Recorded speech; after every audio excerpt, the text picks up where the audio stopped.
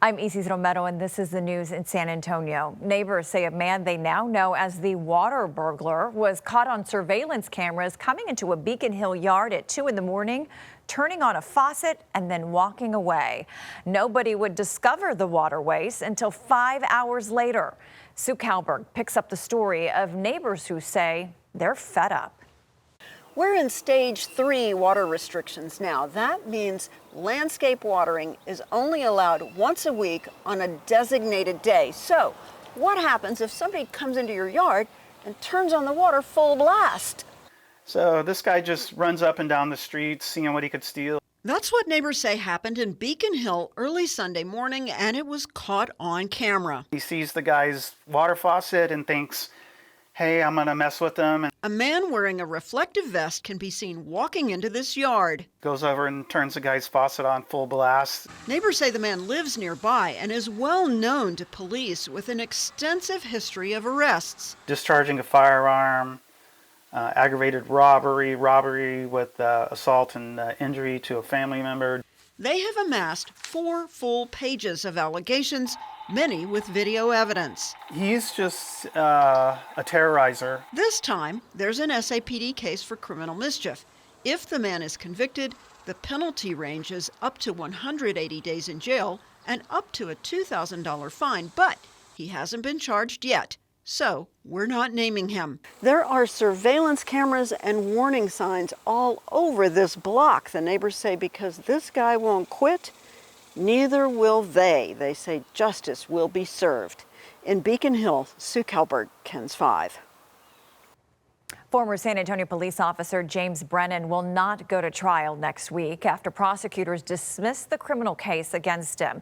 Brennan was charged with aggravated assault by a public servant in the 2022 shooting of then 17-year-old Eric Cantu outside a Northside McDonald's. The Bexar County District Attorney's Office says it recently received new information involving Cantu that requires further investigation. When a judge denied the state's request to delay the trial, prosecutors moved to dismiss the case. The district attorney's office says the dismissal is without prejudice, meaning charges could be refiled if the investigation supports it moving forward. 59-year-old Robert Hyson is facing the fight of his life. Hyson served as a longtime police officer, but recent health scares have made things difficult for his family. As Zach Briggs explains, fellow officers are making sure his family has the help they need. You go from sharing life, sharing stories every day to not being able to talk to him, not being able to have a conversation. He's Officer Robert Hyson, badge number 417. Officer Hyson is the epitome of a police officer. Hyson will mark 25 years on the force here at SAPD this November. He's a husband, father, and Air Force veteran. He's a great family man. He respects others.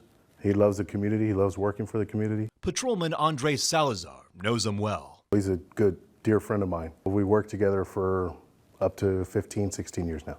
Hyson's health scares go back to February. He was at home. He was playing video games, and he said he couldn't feel his left hand, and it worried him. He had suffered a stroke. He called his wife, and she rushed over, and they rushed him to the emergency room. While at the hospital, he suffered a major stroke. They said that he was lucky that he was there, because if it was happened anywhere else, he'd probably not have made it. In the middle of healing and rehab, Officer Patrick Chavez recalls hanging with Hyson at a barbecue. He sat next to me, and even though he couldn't maybe verbalize what he was saying due to the stroke, we were still kind of taking jabs at each other, you know, laughing and joking around. Hyson also survived a heart attack. Now, as he continues recovering, fellow officers and the community are rallying behind his family. So far, the GoFundMe campaign has raised more than $10,000. It was nice to see just the camaraderie. We're hoping for a miracle. We're hoping to have our brother back. Hope for Hyson. Zach Briggs, KENS 5. More rain in the forecast means more mosquitoes. Metro Health is working to keep our public areas pest-free. Earl Stoudemire has the latest on their efforts. Metro Health staff members say they usually see an increase in service calls 5 to 7 days after a rain event. Its staff says mosquito season in San Antonio runs from March to October.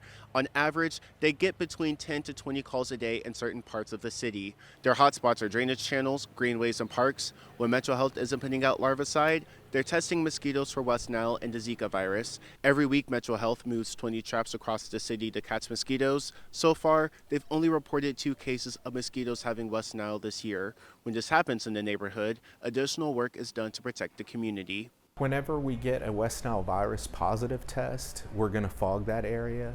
We're going to give at least prior notification to the public that live in that area, as well as the city council district where that area resides in. And usually fogging takes place between 2:30 to 3:30 in the morning. The first case of West Nile was reported in the Hillcrest neighborhood in May, and the latest one was last month on New Laredo Highway. To do your part, Metro Health says to throw out any standing water in your yard. You can also protect yourself with bug spray and wearing long sleeves if you have to go outside. If you notice an area needing work, call 311. For all of this information, click on this story online at kens5.com. Earl Stedemeyer, KENS 5. And that's the news in San Antonio.